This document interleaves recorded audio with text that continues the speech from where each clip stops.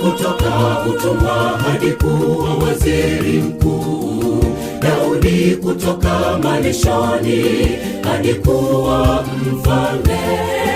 Nami Bwana atanipandisha juu na kuniheshimisha tena. Utumishi wangu si bure mbele za Mungu, zitang'aa nyota tajini mwangu.